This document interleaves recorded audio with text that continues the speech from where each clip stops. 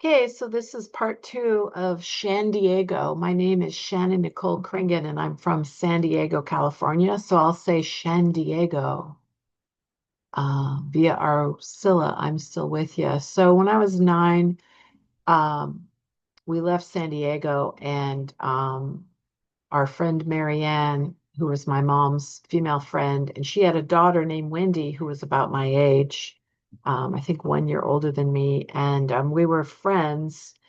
And what was cool is Marianne was an animal person and she had a dream of becoming a vet and moving somewhere and having a farm. The San Diego suburbs is not really a place to have a farm. And she found out about Whidbey Island, Washington State. I don't know how she found out about Whidbey Island. So we moved from San Diego to Whidbey Island. A lot of people think my family has something to do with the Navy, but that's just a coincidence that there's a naval base in San Diego and a huge naval base on Whidbey Island. But that's just a coincidence, but interesting pattern.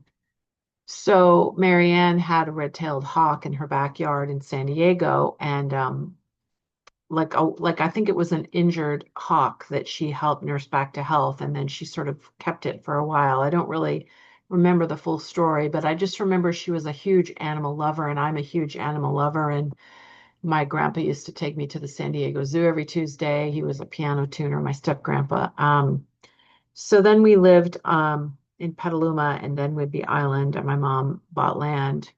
And Marianne lived on Whidbey, and my mom partly decided to go there because she wanted to get away from the rat race in San Diego. And my mom was concerned about the San Andreas fault line for earthquakes and the crowdedness of California. And so she wanted to get up in a cooler climate. And I personally really didn't like living in a cold, wet, damp, mossy, moldy kind of place. And I was used to San Diego, the beach, the sun, my grandparents.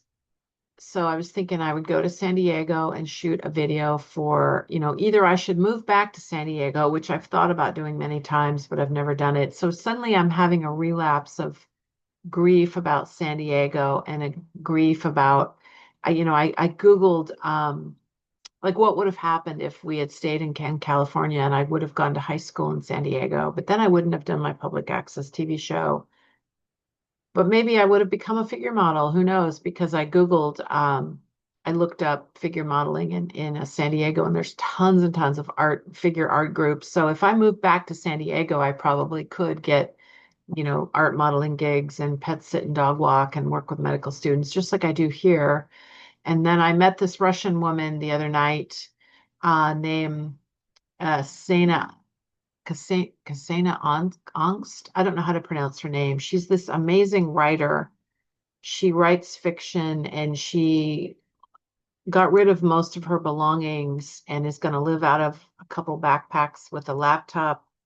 Her name is Ksenia, Ksenia, Ksenia, I think Ksenia or Sina Angst, Anske. So she's originally from Russia, and she is a very inspiring person to me. And she had a farewell meeting in Volunteer Park. And so I met, and I ended up getting poison ivy all over my backside. My upper butt area now has all these red blotches on it. I found out. I thought mosquitoes were biting me, and I was sitting in the grass and I felt something, and I kept putting my hands like in my shorts, rubbing and itching because she was telling me all these stories about Burning Man in New York and going to Norway, and she's going to live on a farm and help run a homestead. And there's ways of traveling around the world. And there's part of me that wishes I could do that, get rid of most of my stuff and just travel around. And if you somehow can make a living with your laptop and or, like a digital nomad, or you um, pet sit, dog walk, you can do that anywhere in the world. So it's kind of like there are more and more jobs where you can be a nomad and have, but I'm not really a nomad. See, I like having a home base my childhood in San Diego was really not very stable. Like we only lived in one place. The longest I ever lived anywhere as a child was 6 years. So we moved a lot. And so there was a lot of marriages and divorces and moving and things just changing constantly. And I didn't have a lot of stability. And so in terms of physical, living somewhere, so it kind of felt, oh, maybe I feel like there's something. I'm a little worried that the poison ivy is on my, oh my gosh. I think I'm gonna have to do my laundry again.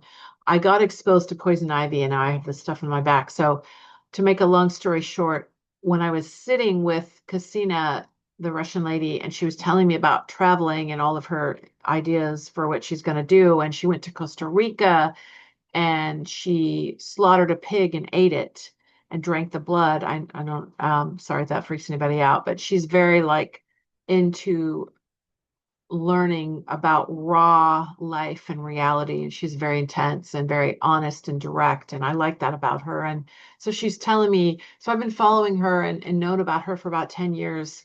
I met her in person when she had a book release party at the university bookstore like 10 years ago or something. And she wrote fiction and she's published a few books or had them. I don't know if she self-published or published them with a company. I don't know, but she's just, she's a book author and I like that I admire that about her. And she was married and got divorced and she has two grown kids. And so she's very different than me because I've never been married, never had kids. I'm an only child. So I was so wrapped up in listening to her talk that I abandoned myself. One of my poems, I go, self-abandonment got me stranded again, polluted and uprooted. So I like abandoned myself when I was talking to her. I feel like I was putting my hand because I felt itchy. I was itching, I was trying to get mosquitoes off my legs when I was sitting in the grass. Um, and then I unfortunately took my hands, which apparently had touched poison ivy, except how come they don't get on your hands? See, I've got nothing on my hands. It's just on my backside where I was itching and rubbing. So I don't know why it doesn't irritate your hands. So I don't understand. So maybe I don't have poison ivy, but that's what I went to the clinic yesterday and the doctor looked at it and examined me. And I described, going to the park and feeling itchy and my skin doing this. And so he's like, looks like poison ivy to me. So maybe they're just guessing and that's what they think it is. But um, I apparently made it worse by rubbing. And then also I rubbed my eye and my eye got puffy. And thankfully I stopped and I went home and put eye drops in and rinsed my eyes and washed my hands and just right away washed my clothes and washed my skin. And then I had these like red welts all over my skin. And thankfully, as an art model, um, I told the instructor the situation and I offered to wear a flesh colored, leotard, like a sports bra that's like, this color, like this color right here is like skin color, my similar to my skin color. And then I have bicycle shorts that are like this color that kind of camouflage me. And so the students actually drew me with, um, a sports bra and shorts and that were just similar to my flesh tone and the instructor actually really liked doing it so she's going to have me come back and do that again. So it's kind of like, okay, that's something, taking lemons and turning it into lemonade, I guess you could say. So I'm really grateful for that. I'm really grateful that instead of having to not model because I was embarrassed about the red blotches all over my backside, I still was able to be a figure model and do good poses for them and they drew. And so the point of the story is that I got so wrapped up in talking to this lady and listening to this lady that I was nervously rubbing my skin. And I wish that I had said to her, hey, as something is itching, I think I wish I had stood up and like not sat in the grass, but I stayed on that grass for like an hour. Like, I don't know what it's like I was ignoring myself. It's like I was having fun talking with her, but I was nervous. I was very nervous. And lately I've been feeling I actually feel better when I turn the camera on. And like when I talk into the camera, I have this like feeling of stability. I feel safer when I get hired to be a model or a pet sitter or a dog walker or medical when I'm booked, because my personal life, honestly, is extremely not happy. I'm not comfortable socially. I don't know if that's autism. I don't know what that is. And so now I'm having this grief about San Diego, and I feel like my life is total chaos. And I live by myself. I pay all my bills.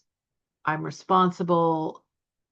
I'm doing fine physically. Like I have a nice apartment, even though it's messy in here, but I'm kind of a messy person and wish that I was more neat and clean and organized, but I just tend to have chaos everywhere. And I feel like I'm barely holding it together, and I'm very angry about the polarization in the world, but I don't have it in me to argue with people or defend my right to have an opinion that doesn't fit into a box. So I don't even want to talk about what my opinions are politically or about anything really. And then I feel like, well, that's unfortunate that we're all sort of muffled or her muzzled. Here's my opalescent wristband. Um, I feel like online now people are their opinions are seen as badges of honor. There's me in Florida many years ago, painted myself with face paint, body paint, whatever, and then me, and me. There's the first Shannon Kringen goddess Kring. People sometimes accuse me of being a narcissist because I have so many pictures of myself that I take, and as well as I love being a model for other people. And this is a lady who drew this beautiful drawing of me, and really hurts my feelings when people say that I'm a narcissist. But then again, maybe they never mind. So I shouldn't worry about what other people think. And then I need to have more of a self-empowerment. So I want to go to San Diego. I have frequent flyer miles I could use for a free flight. I would just have to rent a car when I'm there. But I wish that I could drive down to San Diego in my art car, and I think it would fit right in with the Mexican culture in San Diego. The colors, I grew up in San Diego, and I was very much influenced, I think, by Mexican food and art and music and festive, like colorful festiveness. I've always loved bright colors. And even though lately, actually, I've been getting into wearing beige and khaki and taupe, neutral earth tone type shades. It's my way of being more um, grounded and neutralizing.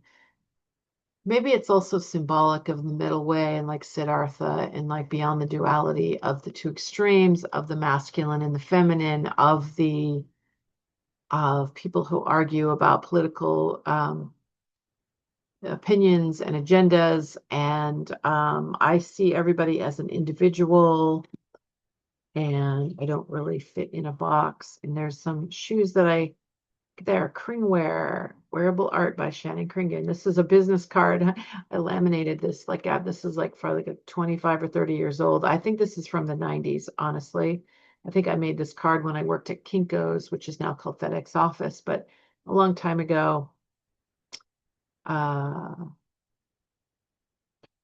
So I was thinking about it would be nice to retire and go to San Diego, but I probably won't retire. My dad is in his 80s and he retired, and he's a certified personal fitness trainer that literally works at a gym and is hired to train seniors, and he's a senior. So probably when I'm an older person, I will also, instead of retiring, I will sort of semi-retire and still be doing volunteer work. I volunteer out in nature here in Seattle. And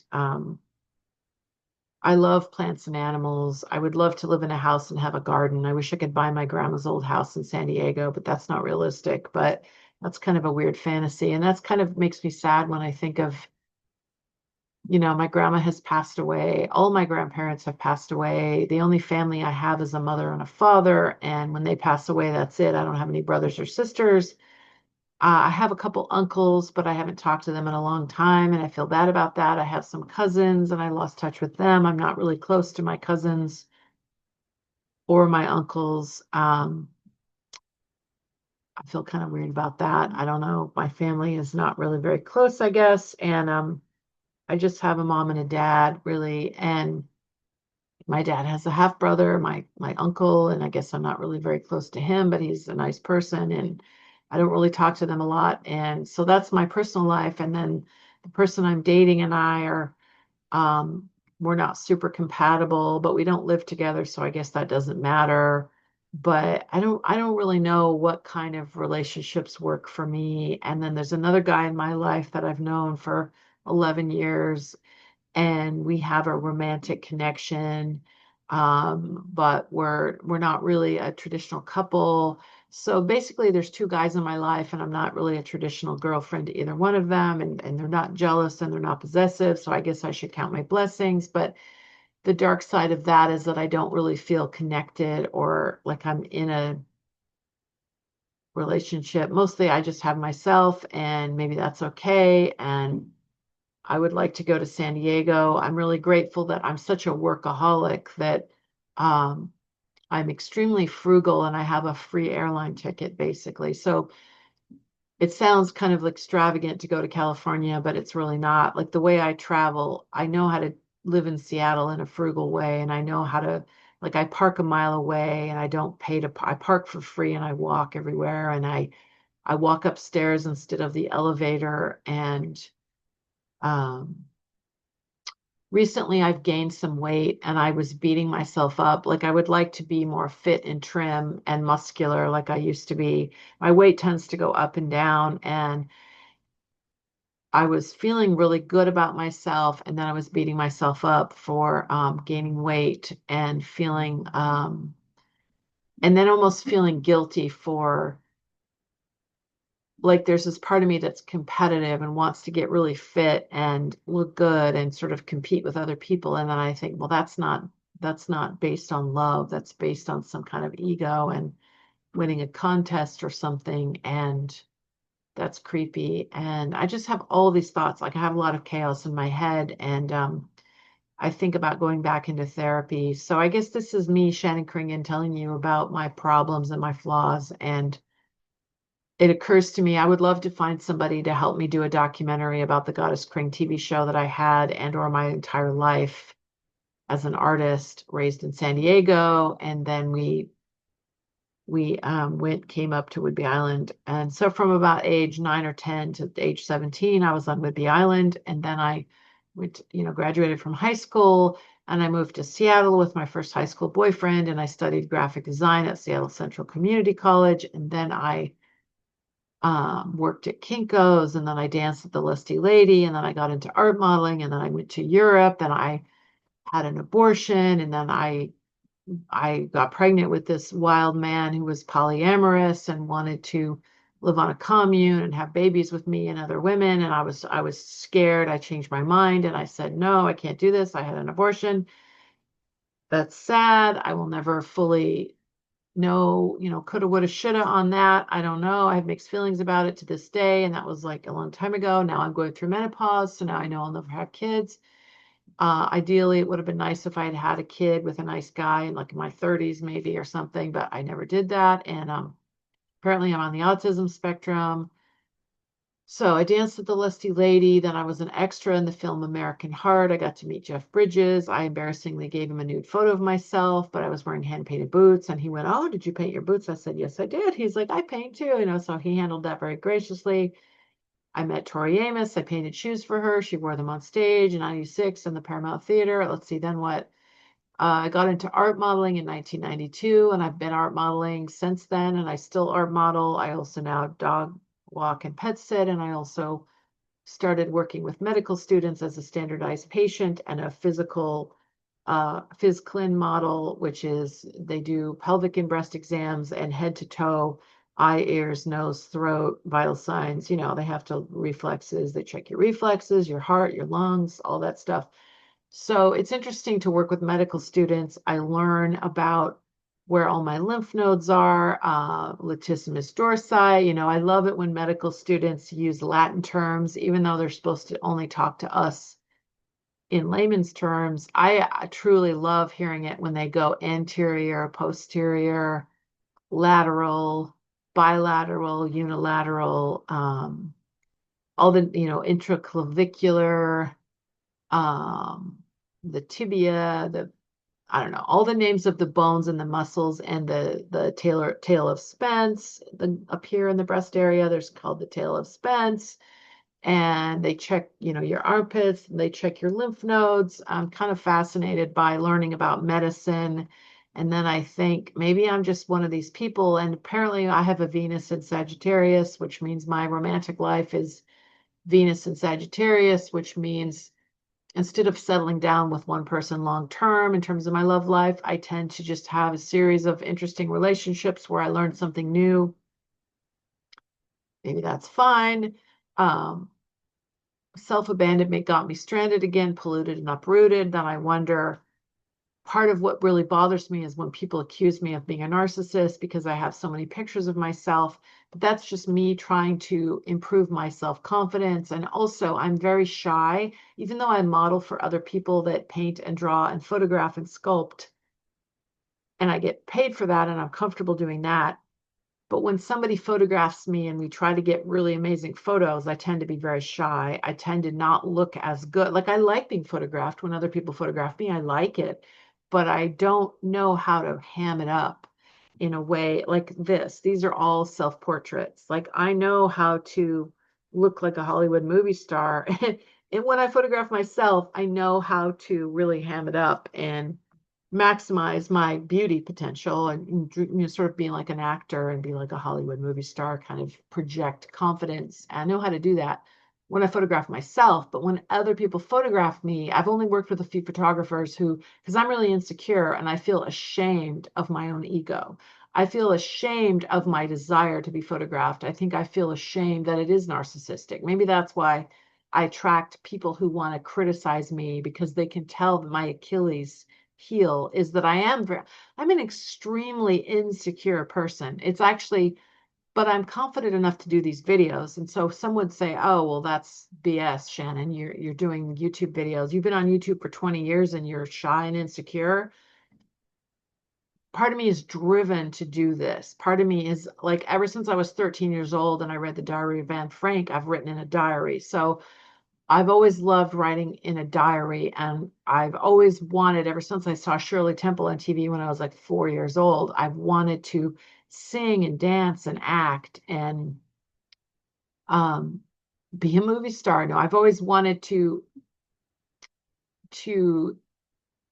be in the performing arts, be part of connect with an audience, connect with you, the audience, connect with whoever you are. And not that many people watch my videos. I'm not popular. When I had my public access TV show in Seattle, though, I would get up to 5 fan letters a day. That was amazing to me.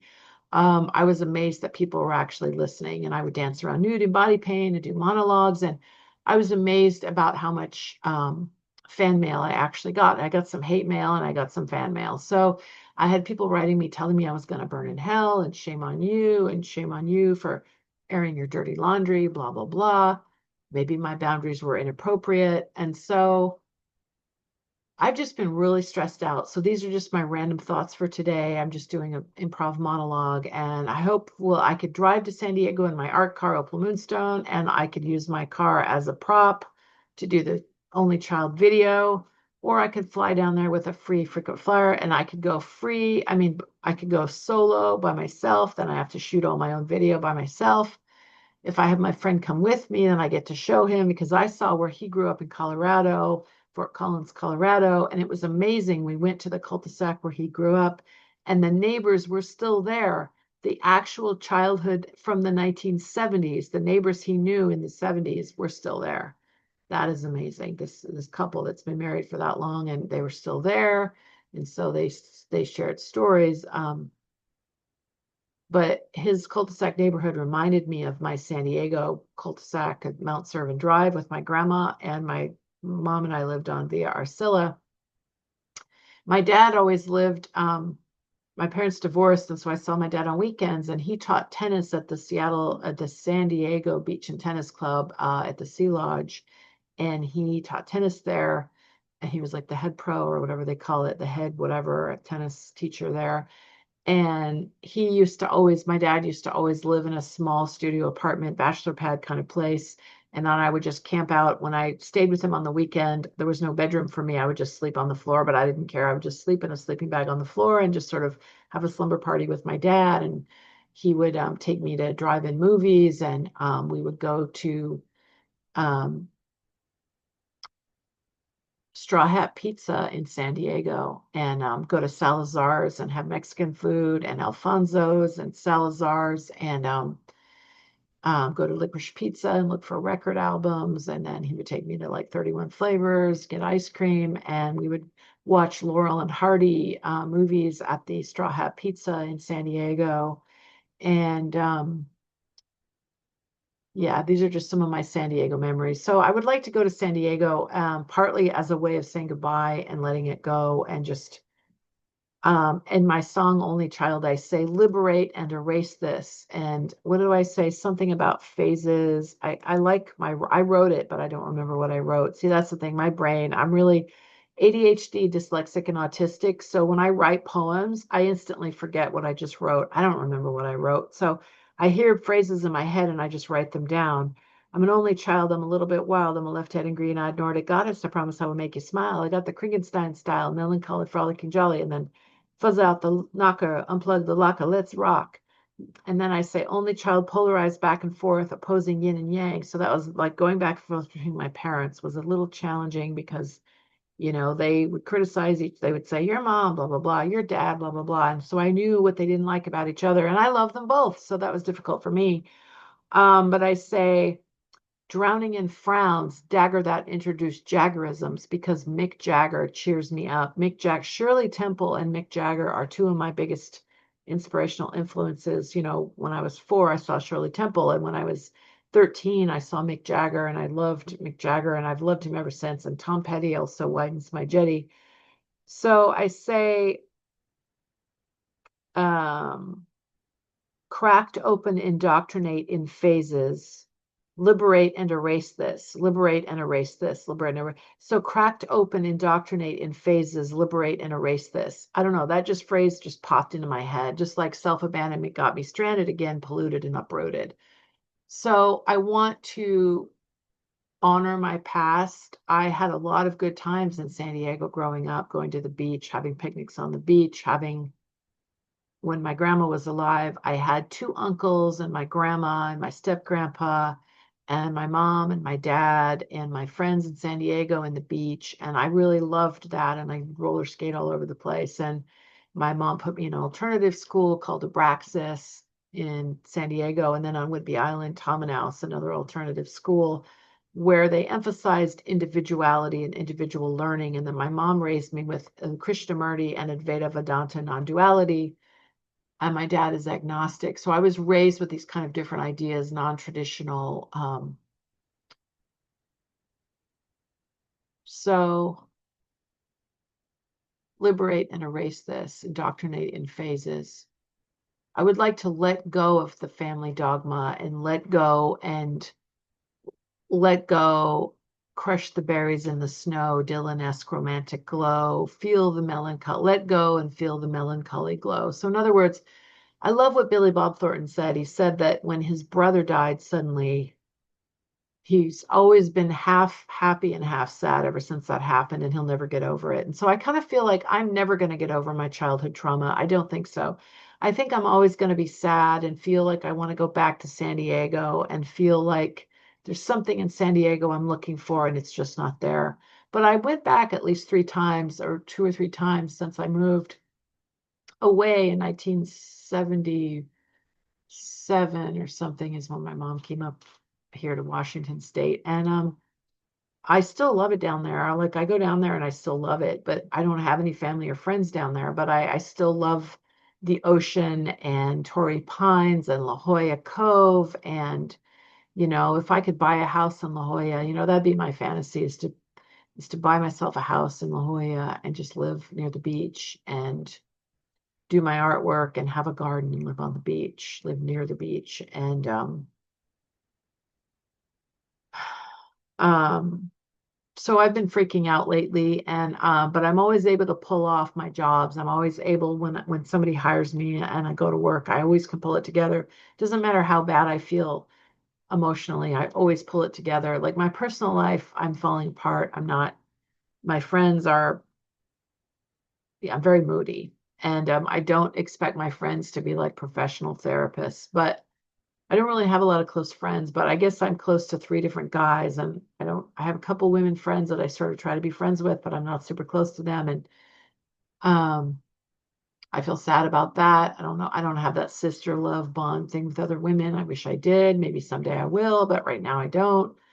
But maybe that's my autism. I'm not really very social. I'm not really very, most of my activities that I do every day involve me volunteering in nature, being around plants and animals, um, and my jobs like pet sitting, dog walking, art modeling, medical modeling. Those are most of my activities that I do with other humans. And then I like to spend time by myself. There's a guy that I'm dating, and then there's another guy that I used to date that I'm still close to, and I still feel a romantic spark with this one guy that I'm not really dating anymore, but there's still a spark. And then this other guy that I'm sort of dating, and yet I don't know how compatible we are, but we do love each other. And then I make music with my music partner, Dave Flowers. And so that's a good thing. But I just feel like I'm a loner. Maybe I'll always be a loner. Maybe that actually feels good to say that. It feels good to say that because I can't really conform to the regular way of being. And I pay my bills and I do normal things. But I think that my psychological makeup is such that I probably have to live alone the rest of my life. I feel like, and I'm sad. I feel partly sad about that. I feel partly sad. And then when I read my poetry the other night at Poetry Bridge, I went up there and I did my 5 minutes, but I felt really emotional on the inside, but on the outside it came across as being very stoic. And I don't want to beat myself up for that, but I just want to acknowledge I have self-awareness to know that I feel one way on the inside and it doesn't come across on the outside. I feel misunderstood. I feel like I'm in my own, maybe that's my autism. I feel like I'm in my own world and nobody really understands me. And people have said to me that they can't read me. And people who used to make fun of my TV show said that I had a blank stare on my face, like, oh, that I had like I would stare into the camera and, ooh, and they said I had a blank stare on my face. And I'm thinking, okay, were they just being mean or were they really, they thought I was on drugs and I had a blank stare in my face. So,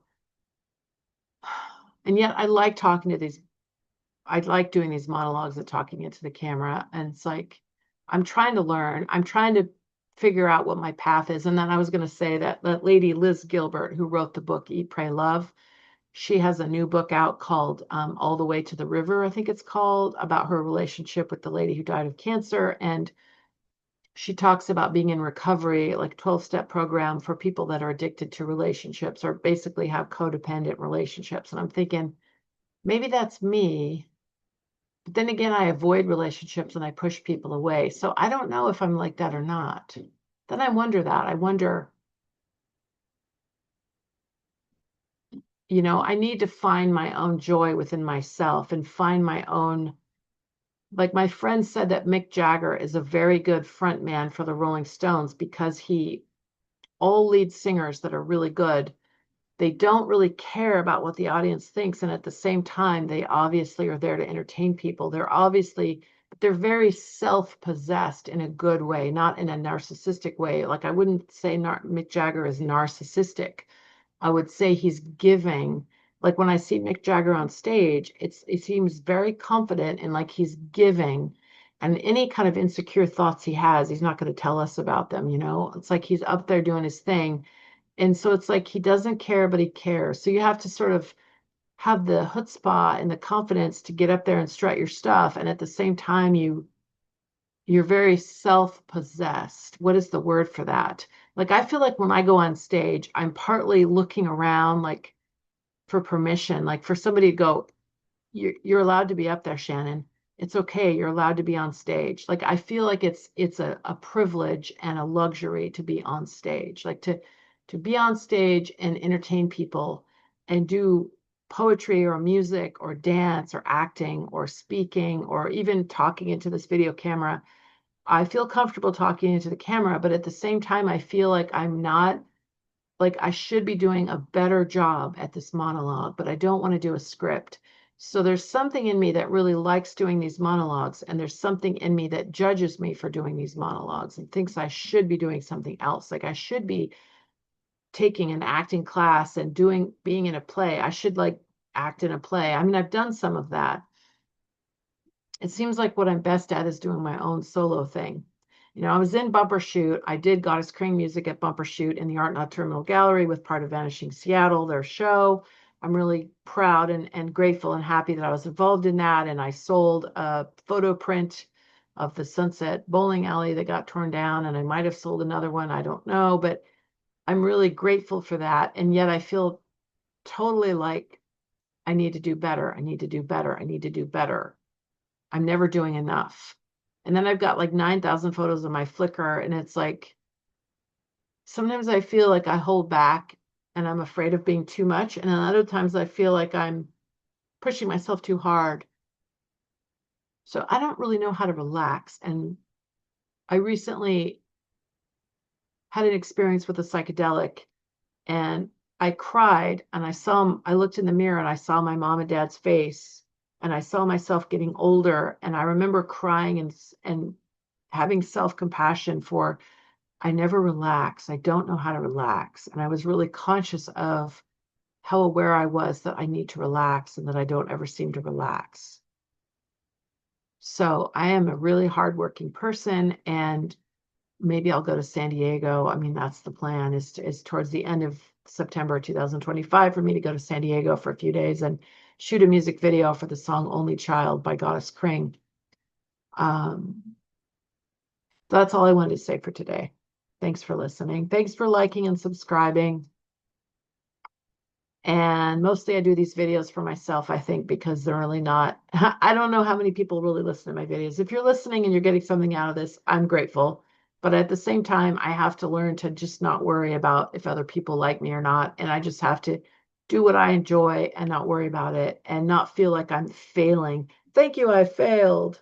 That's what my acting teacher, Matt Smith, said. Thank you, I failed. Okay, so thank you, I failed. Thank you for listening to my video and hope you get something out of it. And feel free to send me questions or comments. And if you're mean, I'll ignore you. But if you say something constructive, then I'll pay attention to you. So thank you. Okay, bye for now.